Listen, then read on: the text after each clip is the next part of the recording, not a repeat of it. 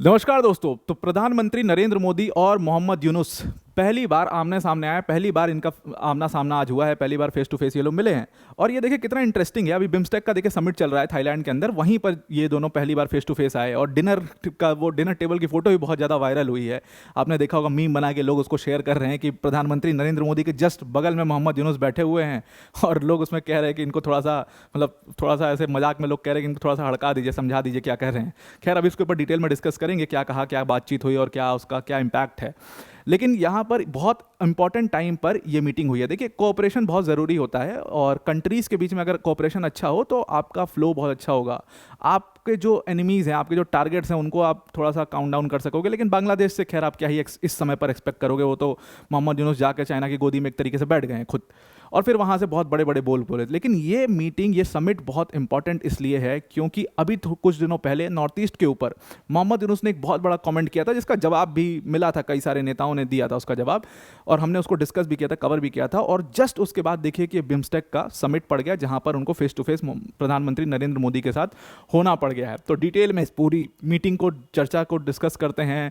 प्रधानमंत्री नरेंद्र मोदी ने क्या कहा बिम्स्टेक के ऊपर, और क्या है प्लान पूरा बिम्स्टेक को स्ट्रांग बनाने का, और फिर मोहम्मद यूनुस को क्या हड़काया है, वो भी जो रिपोर्ट्स आ रही हैं, जो आप मीम्स देख रहे हो, वो भी देखते हैं पूरा डिटेल में। पर वीडियो में आगे जाने से पहले एक छोटी सी अनाउंसमेंट है अनअकैडमी टीम की तरफ से कि आज से हमारा जो यूपीएससी फेस्टिवल है, स्पेशल क्लास है यूपीएससी के लिए, फ्री ऑफ कॉस्ट, वो शुरू हो चुकी है। बहुत सारे लोग इसमें, आपको टॉप एजुकेटर्स जो अनअकैडमी के हैं वो इसमें दिख रहे होंगे क्लास लेते हुए, हमारे टॉपर्स हैं, और उसके साथ कंटेंट क्रिएटर्स भी आपको इसमें मिलेंगे जो अपने अपने टॉपिक डिस्कस करेंगे यहाँ पर।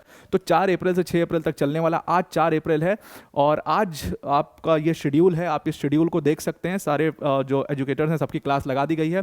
मेरी क्लास यहाँ पर 6 बजे को है, तो आप 6 बजे इस क्लास को ज्वाइन कर सकते हैं।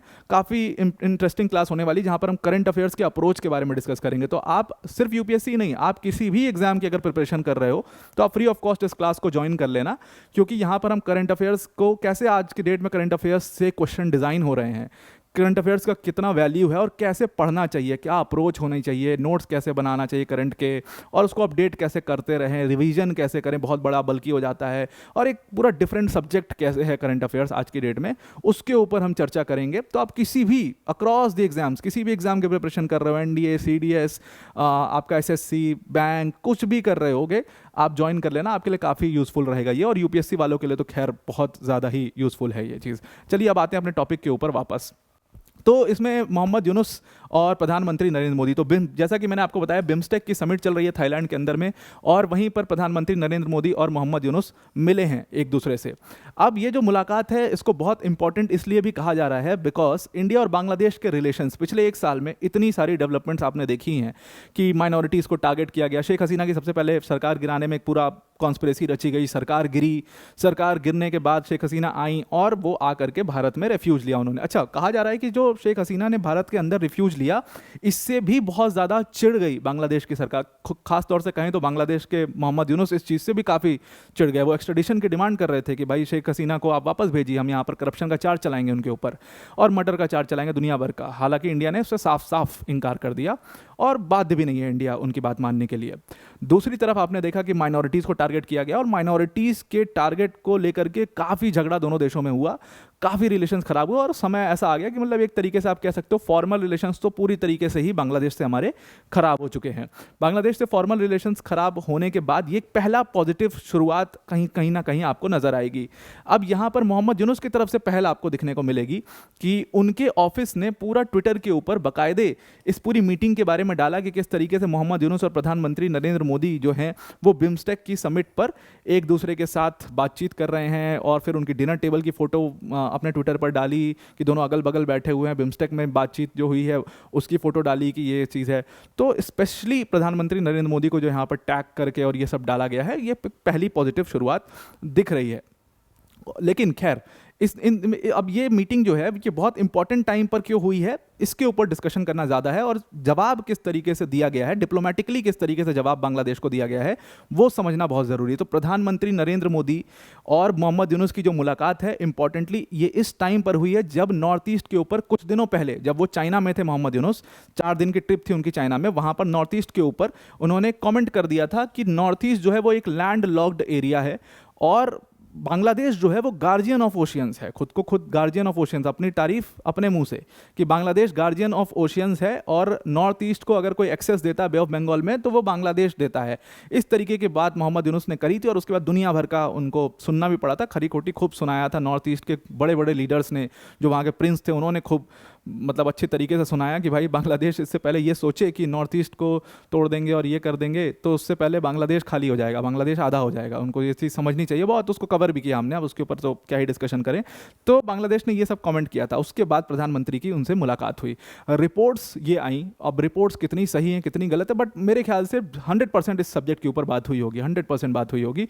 तो प्रधानमंत्री नरेंद्र मोदी ने उनको थोड़ा सा डिप्लोमेटिकली इस चीज़ को समझाया है कि देखो हमें तुम्हारी ज़रूरत नहीं है। इंडिया अपने आप में एक जायंट है, जायंट, ठीक है, आज की डेट में। और टॉप 5 इकॉनमीज निकाल के देख लो, तुम्हें समझ में आ जाएगा कितना बड़ा जायंट है इंडिया।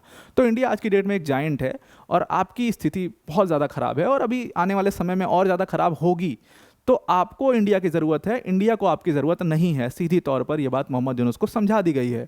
और उसके बाद उसमें एग्जाम्पल के तौर पर आप देख लो तो मालदीव्स के साथ जो हुआ, मतलब कैसे वो तुरंत लाइन पर आ गए, इसीलिए मुइज़्ज़ू लाइन पे आ गए। 2 महीनों में लाइन पर आ गए। एक पहले महीने खूब उड़े चाइना की गोदी में बैठ करके, और अगले महीने जो है उनकी उड़ान खत्म हुई, पैराशूट नीचे लैंड हुआ, और उसके बाद वो एकदम लाइन पर आ गए कि भाई नहीं नहीं गलती हो गई। ठीक वही मोहम्मद यूनुस के साथ भी है। आने वाले कुछ महीनों में उनको समझ में आ जाएगा कि बांग्लादेश को ज़रूरत है भारत की, और उसके बिना चलना बहुत मुश्किल है। चाइना जो है वो it's a very very selfish nation.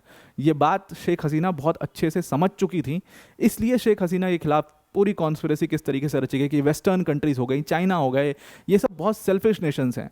India is the only country जो इस तरीके का डिप्लोमेटिक रिलेशन जिससे रखती है उसको निभाती है, ठीक है। और वो बहुत बड़ा एग्जाम्पल है रशिया के केस में जो आपने देखा है। तो ये बात यहाँ पर मोहम्मद यूनुस को बहुत अच्छे से समझा दी गई, और एस जयशंकर साहब ने तो इस चीज़ को खुले तौर पर कह दिया। मतलब मिनिस्ट्रियल जो बिम्स्टेक की मिनिस्ट्रियल मीटिंग थी, उसमें जब एस जयशंकर साहब बोल रहे थे तो उन्होंने खुले तौर पर बोला कि अरे भाई तुम नॉर्थ ईस्ट को कैसे लैंडलॉक्ड कह रहे हो, यहाँ पर हम नॉर्थ ईस्ट के लिए इतना बड़ा बड़ा प्लान देख रहे हैं और तुम नॉर्थ ईस्ट को लैंडलॉक कह रहे हो। भाई बांग्लादेश की तो ज़रूरत ही नहीं है हमें। उन्होंने एक तरीके से सीधे तौर पे ये कह दिया कि बांग्लादेश की तो ज़रूरत ही नहीं है हमें, हम तो एक पूरा नेटवर्क बना रहे हैं रोड का, रेलवेज़ का, वाटरवेज़ का, पाइपलाइंस का, और हम पैसिफिक ओशियन तक नॉर्थ ईस्ट को लेकर के जाने की सोच रहे हैं, और तुम हमें नॉर्थ ईस्ट को काटने की बात कर रहे हो। ये तो मतलब बेवकूफ़ी है, तुम्हें पता नहीं है, फिर जाओ पढ़ो थोड़ा। और ये एक्चुअल में जयशंकर साहब ट्राईलेटरल हाईवे की बात कर रहे थे। अब देखो ट्राईलेटरल हाईवे का अगर आप मैप देखोगे, ये तो फिर भी प्रपोज जो अभी सिर्फ सीधा सीधा मैप है वो दिखा रहा हूँ, अभी इसका एक्सटेंशन भी दिखाऊंगा आपको। तो यहाँ पर इंडिया का ये नॉर्थ ईस्ट रीजन है, आपको दिख रहा होगा, बगल में इसके बांग्लादेश है। ये इंडिया का नॉर्थ ईस्ट रीजन है। वो कह रहे हैं हमको बे ऑफ बंगाल में एक्सेस नहीं देंगे, ठीक है। बांग्लादेश बगल में, बे ऑफ बंगाल में एक्सेस नहीं देगा। चलो मत दो भाई तुम बे ऑफ बंगाल में, हमें एक्सेस चाहिए भी नहीं। हम आएंगे सीधा यहाँ से म्यांमार से आपको बे ऑफ बंगाल का एक्सेस चाहिए तो मिल जाएगा। आपको इंडियन ओशन रीजन में ही तो पहुँचना है बे ऑफ बंगाल से, और कहाँ जाना है? तो बे ऑफ बंगाल में जाने की ज़रूरत ही नहीं है, आप सीधा इंडियन ओशन रीजन में जाइए यहाँ से, और उसके बाद ये आगे जा करके जाएगा थाईलैंड में। ये तो सिर्फ सीधा सीधा जो प्रपोज्ड हाईवे है वो है। ये इसी को ट्राईलेटरल हाईवे कहा जा रहा है कि ये 3 कंट्रीज मिल करके एक हाईवे बना रही हैं, और इसमें नेटवर्क हैं, रोड्स के, रेलवेज के सारे। लेकिन इसका एक्सटेंशन भी प्लान है पूरी तरीके से। एक्सटेंशन में कहा गया है, एक्सटेंशन प्लान कुछ इस तरीके से है कि ये इंडिया का, ये देखो ये सीधा सीधा आ रहा है इंडिया, म्यांमार और उसके बाद थाईलैंड। ये हो गया India Myanmar Thailand trilateral highway. अब इस ट्राईलेटरल हाईवे का एक्सटेंशन बनेगा। एक्सटेंशन किस तरीके से बनेगा? इसमें हम कंबोडिया, लाओस और वियतनाम जैसी कंट्रीज को भी लेकर के आएंगे। तो ये जो आपको ग्रीन लाइन पूरी नजर आ रही है कि यहाँ से कनेक्ट करके हम कंबोडिया जा रहे हैं, लाओस जा रहे हैं और उसके बाद वियतनाम जा रहे हैं, ये ग्रीन लाइन भी एक्चुअली उसी लिए बनाई गई है। ये ग्रीन लाइन और यहाँ पर ये जो आपको पर्पल लाइन दिखाई दे रही है, ये उस पूरे प्लान का एक्सटेंशन है। तो ये जो चाइना भी यहाँ पर बहुत बदमाशी करता रहता है ना इस पूरे रीजन के अंदर में, उस चाइना की बदमाशी को भी, बहुत बड़ा बदमाश जो बनता है चाइना यहाँ पर, उसकी बदमाशी को भी ठीक करने के लिए हमने कहा कि भाई आ जाओ, सारी कंट्रीज साथ आ जाओ। तो India, Myanmar, Thailand, Cambodia, Laos और वियतनाम, ये पूरा सेक्टर, ये पूरा आप देख रहे हो इतना बड़ी ज्योग्राफी, ये पूरी एक साथ आ रही है।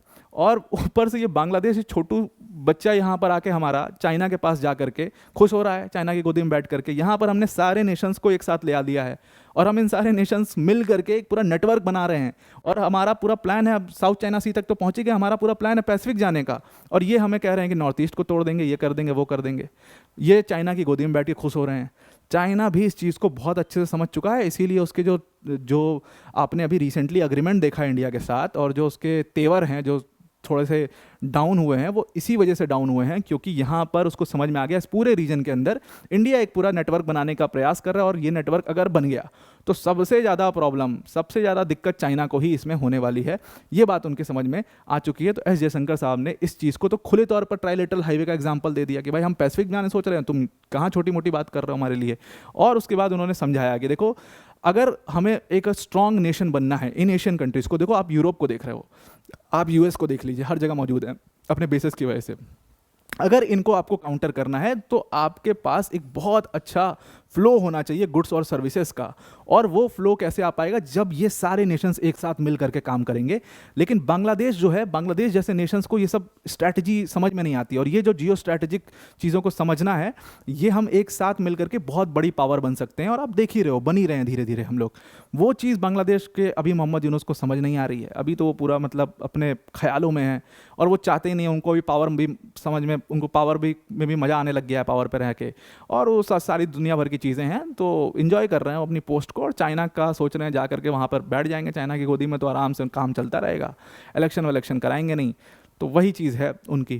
खैर, उनको जवाब अब जो मिलना था वो दे दिया गया। देखते हैं कितना समझ में आता है कितना नहीं, वो तो आगे आपको पता चल जाएगा। अब वीडियो को एंड करने से पहले अनअकैडमी टीम की तरफ से जो अनाउंसमेंट है वो एक बार ज़रूर से सुन लीजिए। ये एक बार और मैं आपको शेड्यूल दिखा देता हूँ। तो ये पूरा आज का शेड्यूल है हमारा जो फ्री यूपीएससी लर्निंग फेस्टिवल है, और इसमें मेरी क्लास जो है वो 6 बजे है। अगर आप किसी भी एग्ज़ाम की, अक्रॉस द एग्ज़ाम्स किसी भी चीज़ की प्रिपरेशन कर रहे हैं तो करंट अफेयर्स का डिस्कशन होगा यहाँ पर, कैसे कैसे अप्रोच होता है करंट अफेयर्स का, क्या क्या होता है, कैसे करंट अफेयर्स का इंपॉर्टेंस पिछले कुछ सालों में बहुत ज़्यादा बढ़ गया है, कैसे पेपर सेट होते हैं, करंट अफेयर्स के क्वेश्चन कहाँ से पिक हो रहे हैं, कैसे बनाया जाता है, ये सारी चीज़ें हम इसके ऊपर अपने सेशन में डिस्कस करेंगे।